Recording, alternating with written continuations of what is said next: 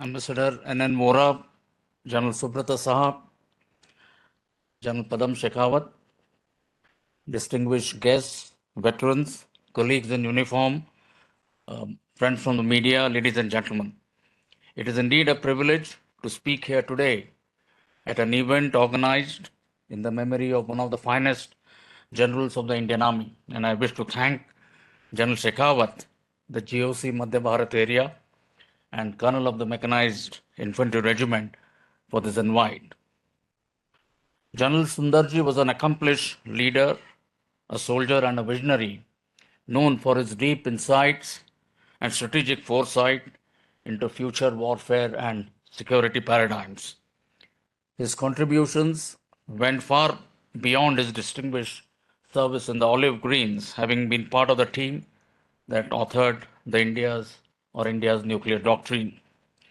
Today, as we delve into the theme chartering the course, General Sundarji's legacy and vision 2100 in the dynamic evolution of warfare, we would not only be paying homage to a luminary, but also be engaging with his Persian insights that continue to resonate in today's rapidly evolving geopolitical and security landscape. General Sundarji, in his work Vision 2100, has articulated his thoughts largely on four aspects. First is a crystal gaze into the geopolitical and geostrategic world scenario in the 21st century from the security perspective. Second is his vision on the nuclear strategy for India, followed by conventional strategy and force restructuring, and fourthly, the national security management. As part of his projection of the future security scenario, he stresses upon technology and, in specific, information technology, which he appreciated would play a central role in transforming warfighting. And in this context, he alludes to digitization of the battlefield as one facet and information warfare evolving as an alternative method of warfare as the second. His predictions are increasingly becoming a reality in contemporary times, and the ongoing conflicts are testimony to the same. When we talk of digitization of the battlefield, we are witness to not only a manifold increase in the lethality and accuracy of kinetic instruments and increased proliferation of technologies such as AI, quantum computing, robotics, 3D printing, and nanotechnology, but also disruptive and dual use technologies and their proliferation at an unprecedented scale, which are transforming the character of modern wars. A suite of digital technologies encompassing electronic warfare, microelectronics, drones, precision attack systems, loiter munitions, and others are challenging traditional force multipliers. Swarming is contesting surging. Surveillance and precision are scoring over fire and maneuver, and the light and small are prevailing over the large and heavy. Warfare has transcended into new domains such as space, cyber, electromagnetic spectrum, and information. And consequent to these developments, conventional force ratios, which was the measure of military strength and superiority in the past, stand largely blunted. In the information warfare domain, General Sundarji opined that information technology would help achieve a competitive edge over the adversary. Today, the growing centrality of cyber domain in critical national infrastructure and systems has resulted in it emerging as a new battleground of digital confrontation. Information operations today have gained new dimensions. We are witness to how a single worded piece of news, a figure or a picture on a specific target audience or a contextual theme, when intelligently thought of, propagated in near time, and proactively followed up, can shape an entirely different narrative. General Sundarji also asserted that new non-nation state actors would play a significant role in conflicts of the future. To specifically quote from his book, he says, and I quote, "The ability of inflicting grave damage in the world will no longer be the sole preserve of powerful nations." Unquote. Today we are witness to manifestation of his forecasts. Disruptive and dual-use technologies are no longer superpower centric. These are commercially available, and non state actors are gaining easy access to them and employing them for military use towards gaining an asymmetric leverage in conflict. General Sundarji unambiguously underscored the need for embracing technology in order to maintain a competitive edge in the battlefield. The imperative of technology infusion into warfighting systems and to keep pace with technological progression remains enduring to this day. The impact of external dependency for critical components, supply chain disruptions, and weaponization of denial regimes came to the fore during the pandemic as also as part of the lessons from the ongoing Russia Ukraine conflict. We need to recognize that no country will share the latest, advanced, and critical technology with us. Being import dependent for critical technologies, hence, entails the risk of us remaining one technology cycle behind in niche areas. The answer, therefore, lies in being self reliant and achieving self sufficiency in critical technologies through indigenous R&D. Let me highlight the two issues of technology infusion and self reliance, which are both important, distinct, yet interconnected. Technology infusions mandate technology innovations, source identification, absorption, and adaptation. Our country has a vibrant, capable, and productive technology ecosystem comprising institutions of academic excellence, startup innovation centers, IT companies, and manufacturing hubs. Our technological prowess has been a driver of many global technological pursuits. Indian industries today are the vanguards of innovation and technological progression. Core technologies such as artificial intelligence, machine learning, quantum, augmented virtual reality, cyber, biotechnology, energy, and space are easily or readily available in the private commercial domain. It is essential to harness the indigenous competencies and capacities of these technologies, catalyze their conversion for defense needs, and absorb them with the scale and speed that is necessary. Self reliance, on the other hand, mandates building up an effective defense industry ecosystem comprising indigenous research, design, development, and production capacities.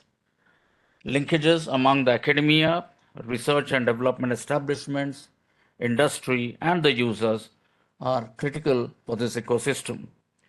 It is through this integrated network that we can develop core competencies in critical technologies and productions of systems and subsystems with a clear focus, scale, and speed necessary to not only meet our own defense requirements but also harness the same for export of military hardware in the future.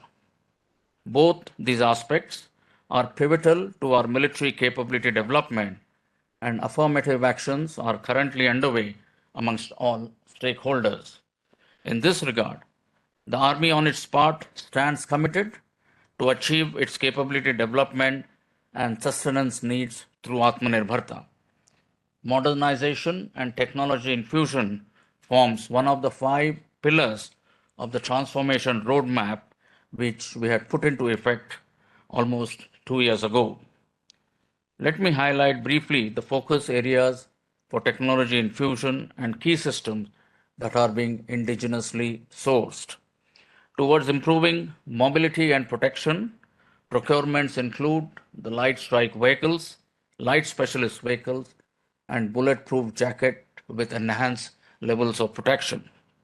Battlefield situational awareness is being increased through border surveillance systems and nano drones. For target acquisition and precision fires, we have swarm drones, larger munitions, and new artillery platforms such as the 155mm towed gun systems, mounted gun systems, and K9 Vajra. New generation munitions include the 155mm terminally guided as well as canister launch munitions. Night fighting capability has been enhanced through night sights and handheld thermal images. Communications is being upgraded through induction of software defined radios. We are also deploying terrain specific electronic warfare systems, drones, and anti drone systems. And at the same time, our logistic capacities and efficiencies are being augmented through introduction of logistic drones. Induction of new platforms for mechanized forces, such as the light tanks and the future infantry combat vehicles, and in the field of aviation, such as the RPAs and light utility helicopters, are in the pipeline.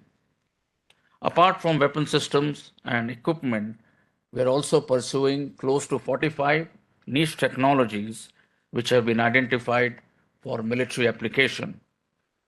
Approximately 120 indigenous projects are currently underway to develop and absorb these niche technologies. And these span across multiple routes of innovation, incubation, and development.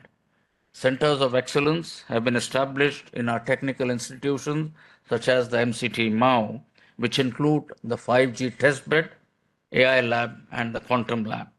And a number of projects on AI, Internet of Military Things, robotics, and adaptive manufacturing are currently underway, majority of them in collaboration with IITs and other institutes of technological excellence. Moving on to General Sundarji's thoughts on India's nuclear strategy, his understanding of this subject can be gauged from the fact that he was involved in contributing to the formulation of India's nuclear doctrine. He headed a study group in 1985 to appreciate the economics of achieving a minimum deterrent capability and was also a member of the committee constituted by the Prime Minister in 1990 for arriving at recommendations for a nuclear doctrine for India. His pursuit revolved around assessing the role of nuclear weapons in the international system and formulating alternate global scenarios for the 21st century. General Sundarji was a proponent of no first use as well as minimum credible deterrence. One of General Sundarji's favorite quotes in the context of minimum credible deterrence was, "More is not better if less is enough." Affirming his insights in the nuclear domain, the former secretary and noted strategic affairs analysis K. Subramaniam wrote, and I quote, General Sundarji's concepts on nuclear deterrence, his worldview, and his rich and significant contributions to the Indian nuclear strategic thought ought to be gratefully recalled and acknowledged. Unquote. His views on conventional strategies and force structure stand largely on the edifice of hard power options to counter security challenges faced by India. From General Sundarji's time, while the legacy challenges of disputed and unresolved borders continue, newer threats in the conflict spectrum have added to the complexity. I highlighted some of the manifestations brought out by disruptive technologies earlier as part of my talk. In addition, gray zone actions and aggression by our adversaries is manifesting across multiple domains. Proxy war is one such manifestation of this threat that we have been combating for years now. While the battle space from his times has become more complex, contested, and lethal, the pertinence of hard power remains abiding. Chanakya said, and I quote, "अगर शास्त्र को भूलोगे तो अपनी संस्कृति खो दोगे." और यदि शस्त्र का त्याग करोगे तो राष्ट्र ही खो दोगे, unquote. These words, in essence, convey that in giving up on the wisdom of scriptures, the connect to one's civilizational foundation shall be lost, and in giving up arms, the security of the state itself shall be jeopardized. The import of these words, written centuries ago, were relevant in General Sundarji's times and stand relevant even today. Recent geopolitical power plays have displayed that where national interests are involved, countries will not hesitate to go to war. Military strength and capabilities are therefore necessary to prevent war, to present a credible deterrence, as also enabling a robust response to threats and winning wars when required across the entire spectrum of conflict. General Sundarji's thoughts on national security management revolve around recommendations on higher defense organization, wherein he underscores the importance of coordination amongst various stakeholders. The importance of cross functional synergy and outreach emphasized by him remains relevant even today. The Indian Army is cognizant of the fact that it forms one component of the larger defense and security ecosystem, and the need to achieve convergence amongst all stakeholders is unquestionable. We firmly believe in the synergy of all available resources, competencies to drive capacities in national security. General Sundarji also talks of the need to overcome the resistance to change. The Indian Army is alive to this imperative, and it is with a progressive outlook that we intend to not only change, but to change at a good pace too. The holistic transformation of the Indian Army that we put into effect 2 years ago is part of our efforts to give shape to a modern, agile, adaptive, technology enabled, and self reliant, future ready force that General Sundarji envisioned in his time as well. Ladies and gentlemen, in the spirit of remembering General Sundarji, who was a progressive thinker and a visionary, these were some of my thoughts I wanted to share with you today. Thank you for a patient hearing, and Jai Hind.